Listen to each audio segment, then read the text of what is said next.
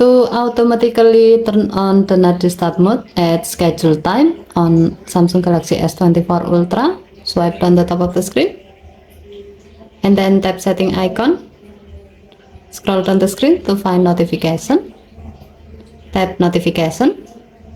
Tap the not disturb. Under schedule section, tap add schedule.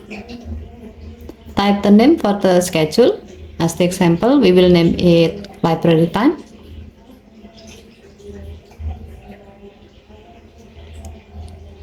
And we will select Friday and Saturday for the days.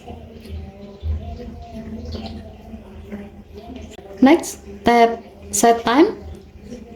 Set the start time or the time when your phone has to enable the do not disturb mode. As the example, we will set it to 4 p.m. Next, set the end time or the time when your phone has to disable the do not disturb mode. As the example, we will set it to 5 p.m.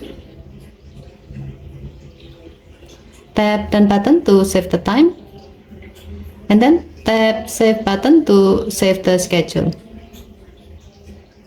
By doing this, your phone will automatically enable the not disturb mode on Friday and Saturday from 4 p.m. to 5 p.m.